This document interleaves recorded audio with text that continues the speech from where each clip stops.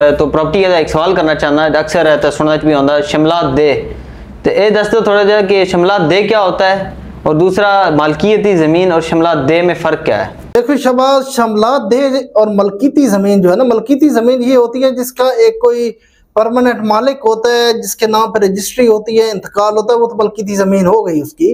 अब शमलात दे जो है ना, असल में जब अंग्रेज़ों की हुकूमत थी तो उस वक्त अंग्रेज़ों ने क्या किया था कि कुछ ज़मीनें जो है ना उनको एज अ शमलात छोड़ दिया था।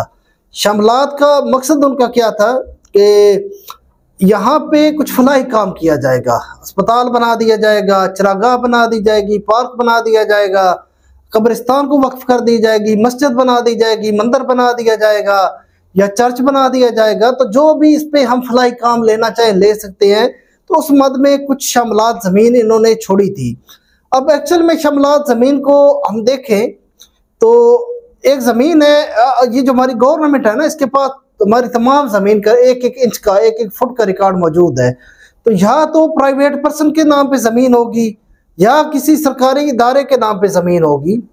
अच्छा, प्राइवेट पर्सन के नाम पे हुई तो वो तो उसका मालिक है। सरकारी इदारे में जैसे ये हम कराची में है तो कालापुल की तरफ जाए, काफ़ी ज़मीन पड़ी है जिसको हम कहते हैं ये रेलवे की ज़मीन है, या PIA की ज़मीन है, एयरपोर्ट की तरफ चले जाएं, या ये पाकिस्तान नेवी की ज़मीन है, या आर्मी की ज़मीन है, ये इदारों की ज़मीनें होती हैं।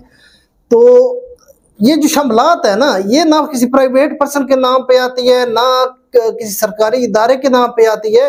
ये एक फलाही तौर पर अंग्रेज़ों ने ज़मीनें छोड़ी थी, लेकिन अब प्राइवेट बंदा तो इस पर कुछ नहीं कर सकता, लेकिन कब्जा कर सकता है।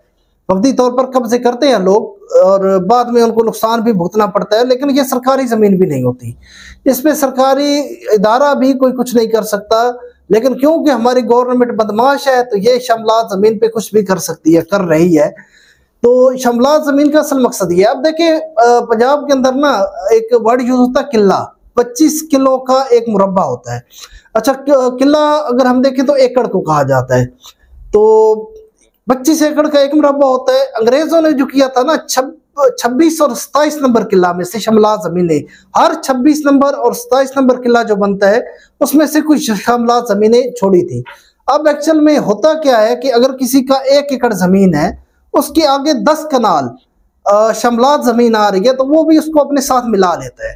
अच्छा, जब वो बेचता है अपनी ज़मीन को तो वो शमलात ज़मीन को भी साथ ही बेच देता है, उसके भी पैसे वसूल कर लेता है, उसके कब्जे में आई होती है।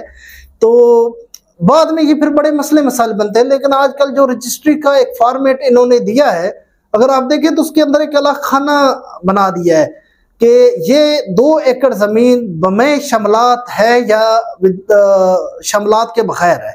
तो ये खाना एक अलग से उन्होंने कि इसके अंदर मेंशन करे कि ये जो 2 एकड़ है बमे शमलात, इसके अंदर ये 10 कनाल शमलात शामिल है, या 3 एकड़ है तो इसमें शमलात शामिल है।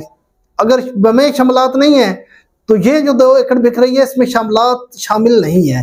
क्योंकि इससे काफ़ी झगड़े हो रहे थे तो ये अब गवर्नमेंट ने एक अच्छा सदेबाब किया है कि रजिस्टर के अंदर ही मेंशन हो रहा है कि शमलात के साथ ये 1 एकड़ 2 एकड़ बेचा जा रहा है या विदाउट शमलात बेचा जा रहा है।